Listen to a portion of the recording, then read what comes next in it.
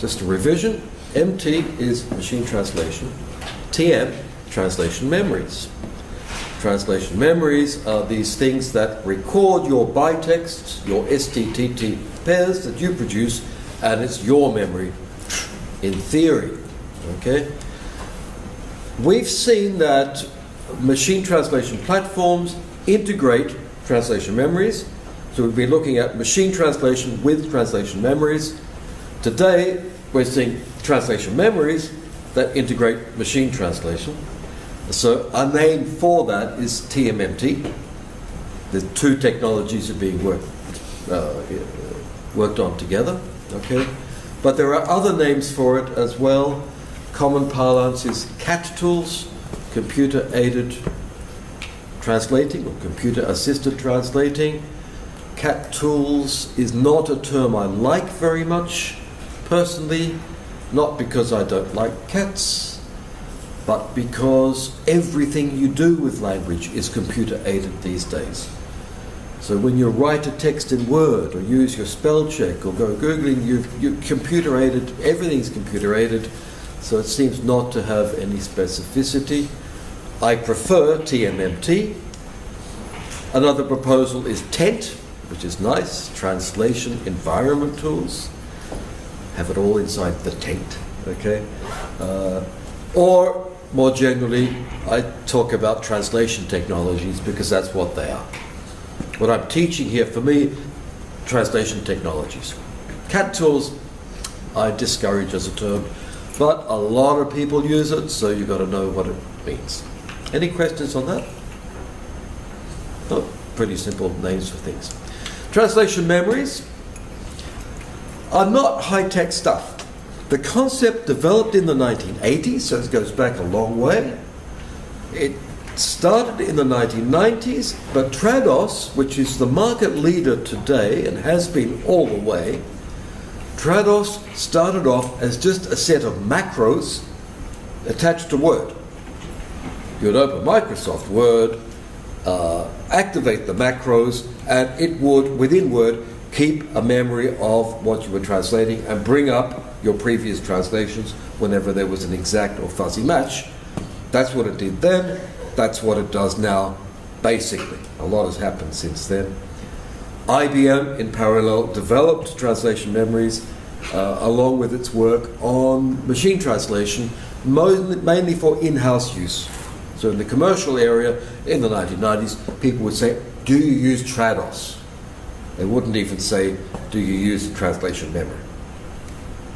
Trados was therefore the one selected by the Translation Service in Brussels, in the European Commission, which is the world's biggest translation company, agency, and therefore had a dominant position. Very quickly into the 2000s, you had many rivals come out. Deja Vu in Spain, Star Transit in Germany, WordFast, which is one we're going to look at, Omega T, I think is also from Germany, and MemoQ is one I teach a lot, and that's developed in Budapest in Hungary, and there are many, many more. But these alternatives came on the market, and they were much cheaper than Trados, and work just as well, but don't tell anybody. Okay. In parallel, big companies, Lionbridge is the world's biggest translation company, followed by SDL, which bought Trados.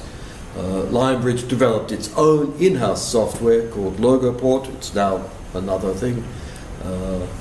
So they were making their translators use translation memories online, and that meant that they kept the memories.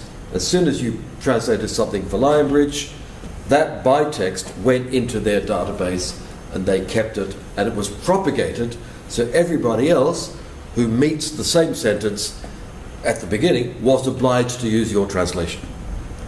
They considered it efficient, and it was. It also resolved the ethical problem.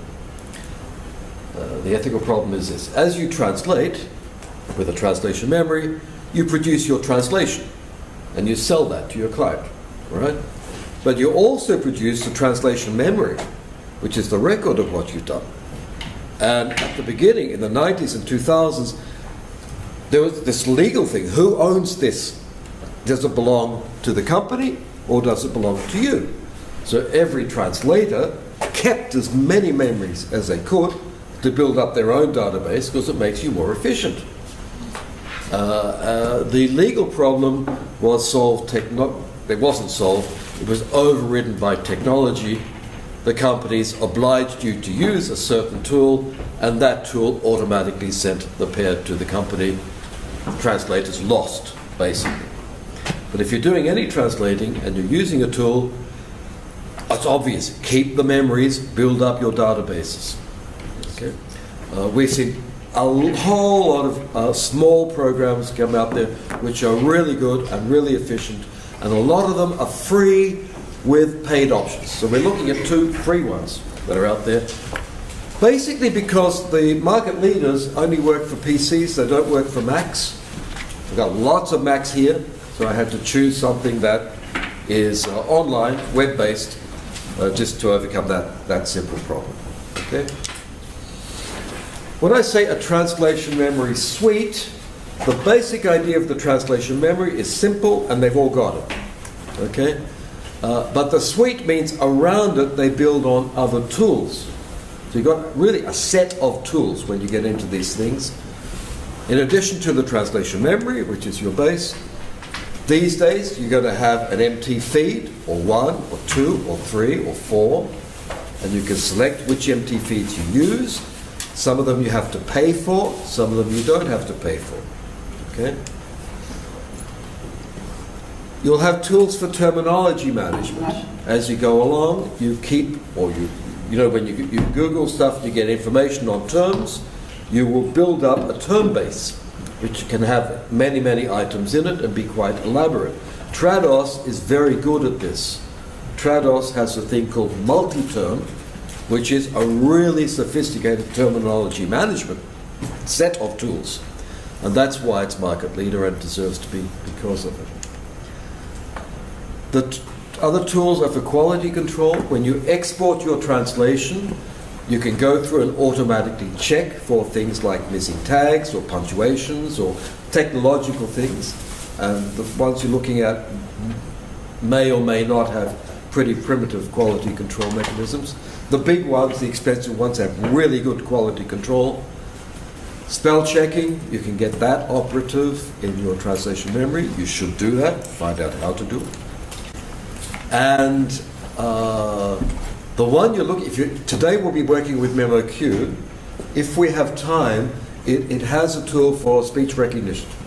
So you can speak your translations, it will recognize them. And if you're going into English, Spanish, French, German, it's really good. Other languages I don't know, good luck with that. So speech recognition is another tool built into it. Okay? And then project management, as they become more sophisticated, you get tools which enable the company or the project manager to get a big project, divide it up into pieces for each translator, prepare a kit with the database, that is the translation memory that they have to follow, and the glossary they have to follow, send that out to them, get it back, make sure it all fits together. It's quite complex.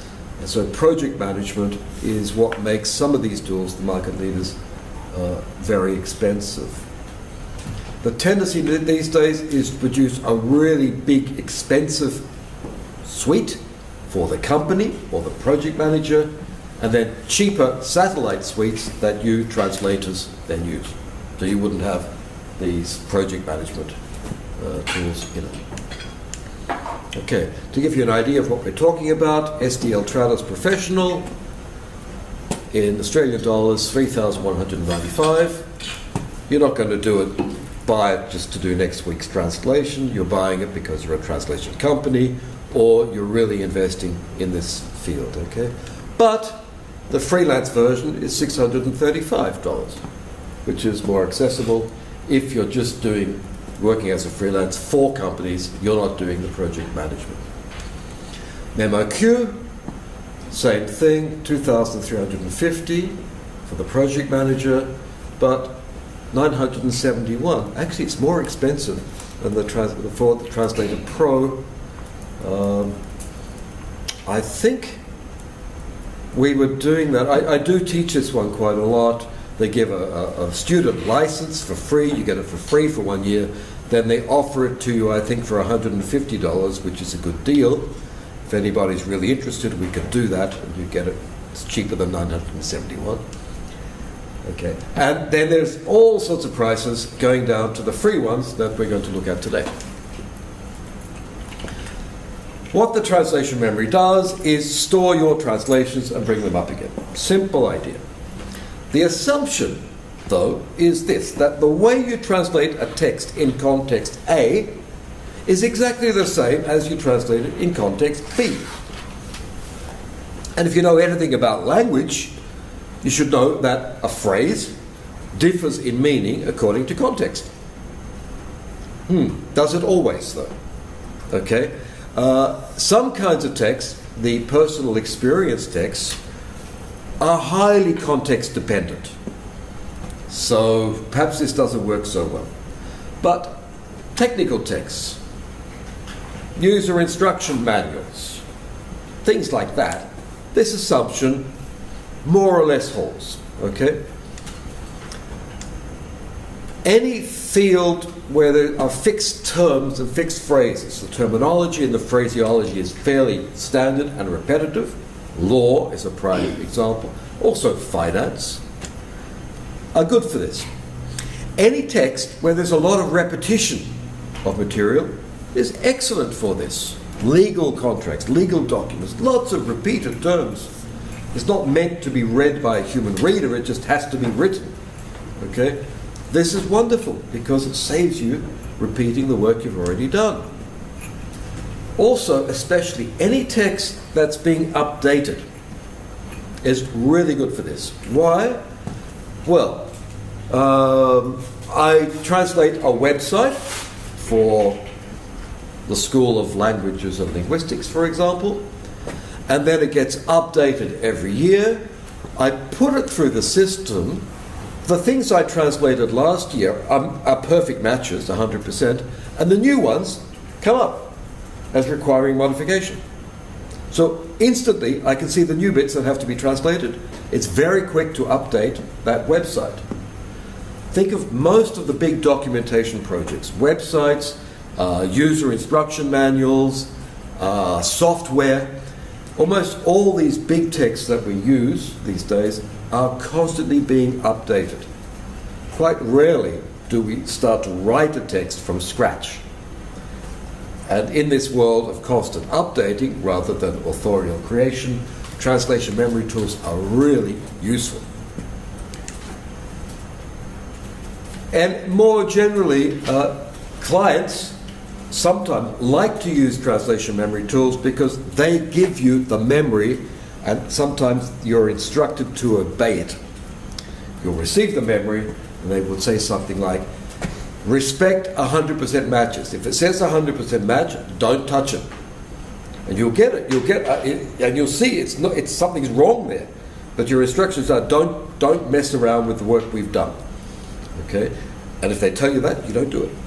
So it's a way in which your client can control your choices. They give you quite complex instructions implicit in the actual process of translating as to what you have to do. Any questions about that? This is just the theory. You're going to do lots of practice, so this is the theory. The problems with TMs have been recognized for a long time. This was Bédard in Canada, writing in 2000, 18 years ago. He said, well, this is efficient, but the result is what he called a sentence salad. Because many of the texts produced were actually translated by different translators with different styles and then put together, he's saying, well, when you read the text in a linear way, you can tell there are different styles. It's not a coherent text, it's a sentence salad. Okay. The other thing is, as I think I mentioned in previous weeks, because of the way the texts are written, because of the segmentation, and because of the updating process, often they are not written in a linear way, They're not read in a linear way. You don't read a website from top to bottom. You don't read an instruction manual from top to bottom. You zone in for the bit you want. Okay? Your car's broken down, you go to the index, find the paragraph concerning your problem. So they're not translated in a linear way. You're going to find text where there are no cohesion markers. There are no references to the previous sentence or the following sentence. No assumptions of prior knowledge. Very much like the pre-editing rules. Make everything explicit. Okay? Because we're using text in a non-linear way. Bad luck for your great literary text, by the way. If you want people to read your story from beginning to end and be impressed by your personal style, this is not for you. This is going to mess around with you, your text, as you found. Actually, a lot of you weren't too bothered. I was a bit amazed by that. But then what you can do is a lot of post-editing afterwards and revision. I mean, you can take this and then rewrite it at the end if you feel you have to. Actually, the feedback was interesting on last week's exercise. Two of you, I expected everyone to say, oh, I don't like to see my personal experience translated. It doesn't sound right, or it's not the actual experience, because in many cases the experience is partly linguistic. You write in your L1 because the experience was in L1. But a couple of people said, two people said, oh, it was okay, because it sounded childlike, it was simplified, and I was a child at the time, so it sort of fitted in, which I thought was lovely. The translation memory is very good for 100% matches, when the exact sentence has been done before. John kicked a football. Mary kicked a football. Non-sexist example. Right? Okay. And then John kicked a football. If you've translated Mary kicked a football and the next sentence is John kicked a football, you just have to change one element, right? So that would be a 90% or so fuzzy match. Not a 100% match, but 90% match. Here we've got, this will also be a fuzzy 100% match, that's been done, and then this will be a fuzzy match, that's indicated there as a 90% match, okay? Because there are a few, you've done the previous one there, you can pick up most of your stuff, but not all of it. And then the next one, 100% this one. This will be an even fuzzier match, is down to 77%. There are several things you have to change in it. If you have German, it's quite interesting to see here, dies wird eine fuzzy match werden. They've used the English term for fuzzy match, which keeps it relatively simple at 90%. But over here,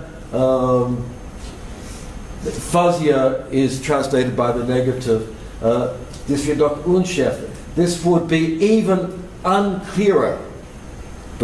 So here they're really translating a lot, transforming a lot, and it goes down to 77%. If they had used the borrowing fuzzy match in German, it would have been a higher percentage rate and fewer things to change. This tells you that the system of fuzzy matches is making you be quite close to the start text and using borrowing terms. Don't do anything fancy like translating a positive for a negative, which is what's happening here. Okay? The importance of fuzzy matches is sort of diminished as machine translation gets a lot better. You'll find that you get your translation memory coming up, you'll have a fuzzy match, but you'll also have a machine translation suggestion, and often if it's 90% or below, often the machine translation is going to be a better one, and you'll just go for that and not bother about messing around with the fuzzy matches. In general, anything below 70%, it's more efficient to translate from scratch. Just get rid of it and write out your translation or speak your translation. Anything 85, 90 above, it's worth looking at it and just making the minor change that's involved. Okay? But you'll get that with experience. Now, I've finished. Any questions on the theory? Yes? Sorry, with the different programming languages, are they better for certain languages than others? Based on where they were created? Like you said, when it was created in Germany. The quality tends to depend on the database and the machine translation feed. The actual mathematics of the macro bringing up your match, it's the same. There's not a lot of difference there. Quality comes from the database and the MT feed. Okay, and then quality is from all the other tools built around it. So it's like the amount of people using it rather than like the more people that use it? No, because you're not sharing. Here the idea is you keep your own translation memory and you're not going to share it with the whole world. Okay? So it's not going to be better because lots of people use it. The machine translation feed, that's coming in from everybody in the world and it's contaminated. It'll have good stuff and bad stuff in it. Okay? But the idea here is you keep your memory and it's clean because you created it and you build on it. Then you can share with people if you're working in a particular project, but no. You can't think, for example, Omega T developed in Germany will work better for German. Not particularly. There's no real reason. It's not doing syntactic analysis or anything like that. Some have trouble with right-to-left languages. That is a problem with some, but the expensive ones handle that quite easily as well these days. With your personal translation memory, would you have like a generic large one and then a more specific one for a particular project? Good question. It depends on what you're doing. Normally, you're working for various clients. I mean, I was in Barcelona translating professionally, 20 years. At the end, I only had 3 clients. I got rid of all the rubbish ones and kept really good clients. And I just had a database for them because they would have similar projects all the time. Okay, you could do it according to subject matter. You could say, finance, economics, law, or something like that. That would make sense as well. IBM, as I think I mentioned before, has a database for each product. And because the products are very specific, and the databases are very big, in effect it becomes an in-house translation memory, in-house machine translation that's working as a big translation memory. The two technologies become the same thing in that kind of case. Okay? So the recommendation is one memory per client. Here though, I think we're going to translate forms. I want you to create a memory and call it form. Okay, so this is the one we're just using for this simple exercise. Other questions? Okay, it's all simple in the theory. The practice, it's far more difficult. And I'm going to throw you into the deep end of the water and you're going to learn to swim.